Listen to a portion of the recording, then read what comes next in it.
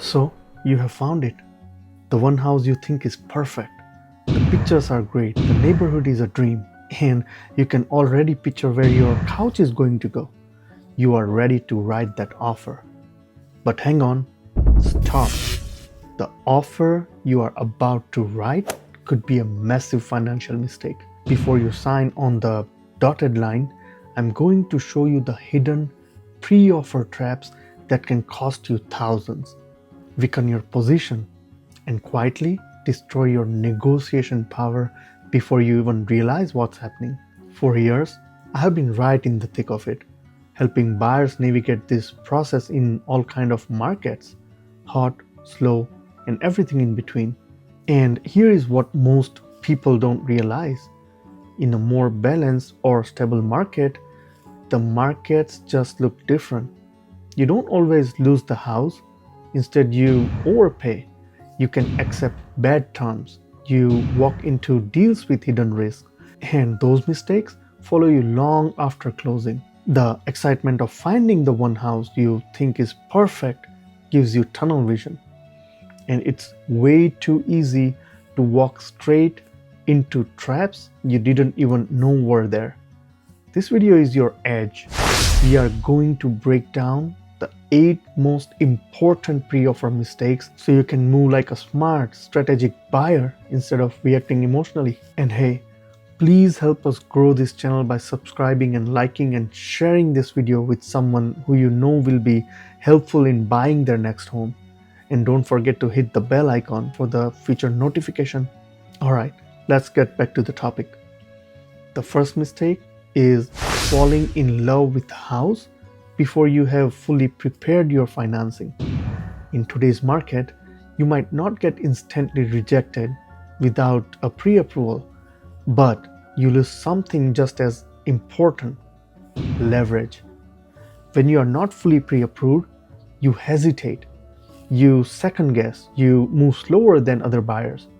And in real estate, timing still matters. A strong, fully verified pre-approval gives you clarity. It tells you exactly where you stand, what you can afford comfortably, and how fast you can act when the right opportunity shows up. It also protects you from stretching too far. Just because you can get pre-approved for a particular number doesn't mean you should leave at that number. The right move is understanding your payment, your lifestyle, and your long-term comfort, not just your limit. The second mistake is building your offer around the asking price instead of the actual market. In a stable market, pricing is not always accurate. Some homes are priced high expecting negotiation. Others are priced low to attract attention.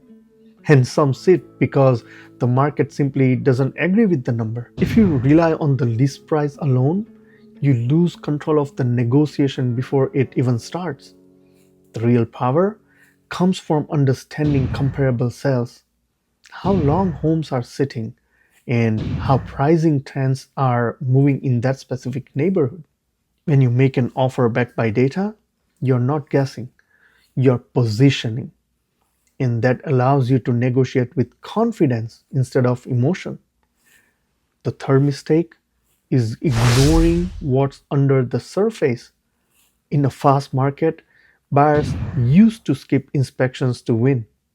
In today's market, that pressure is lower, but the risk still exists if you don't approach this correctly. You need clarity on the condition of the home before you fully commit. That doesn't mean overreacting to every small issue.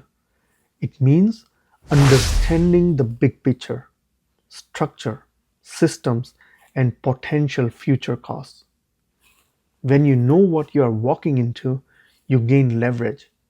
You can negotiate repairs, adjust price, or simply decide whether the deal makes sense. Without that knowledge, you are making one of the biggest financial decisions of your life with incomplete information. The fourth mistake is misunderstanding contingencies. In today's market, contingencies are not just protections, they are negotiation tools. Financing, appraisal, and inspection contingencies exist to protect your money. But how you structure them can either strengthen or weaken your offer.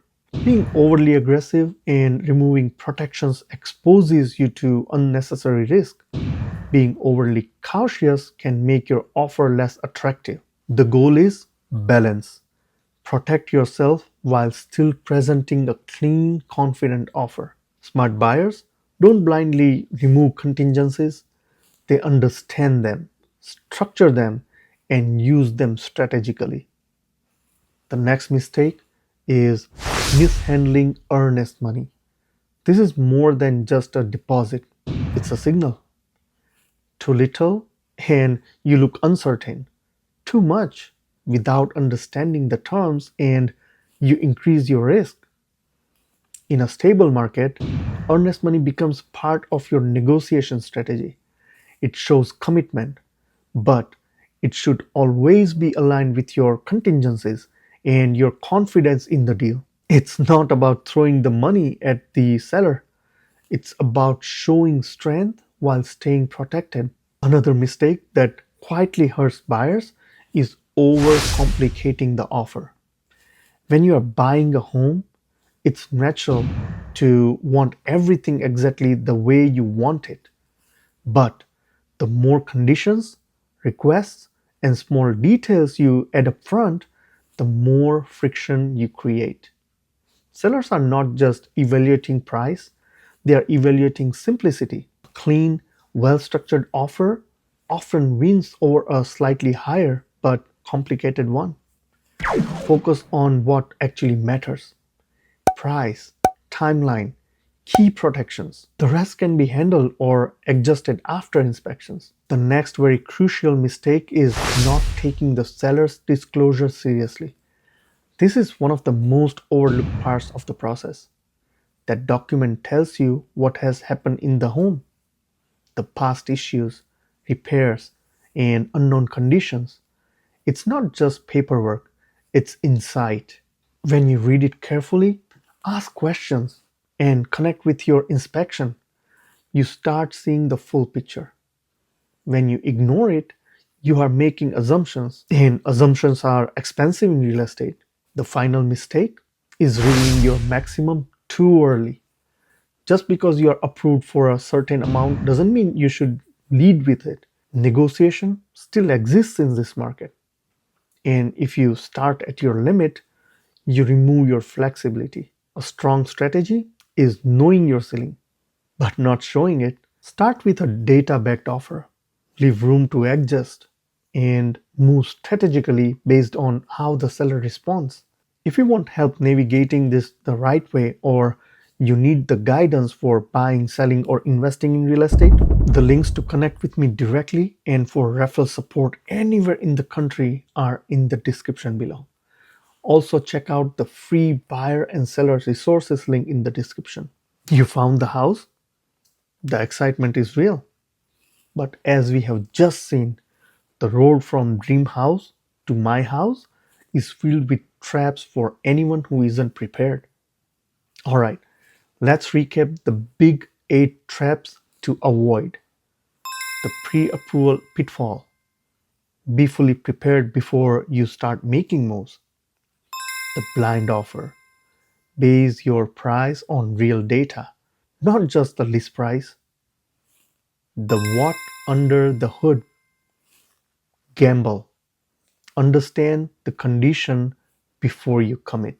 The contingency conundrum. Use contingencies strategically, not emotionally. The earnest money mistake. Show strength, but protect your position. The I will just ask fallacy. Keep your offer clean and focused. The disclosure detour. Read and understand everything before moving forward. The maximum budget blunder. Keep your negotiating power intact. At the end of the day, making an offer isn't just about signing some paper. It's a strategic move in one of the biggest financial decisions you will ever make. When you approach it the right way, you don't just buy a house, you secure a deal that actually works for you. If you are ready for the next phase, I highly recommend you to watch this next video on the 7 mistakes that will cost you thousands. It will get you ready for the next critical part of the buying process. Thanks for watching, and congratulations on taking a huge step toward buying your home the right way. I'll see you in the next video.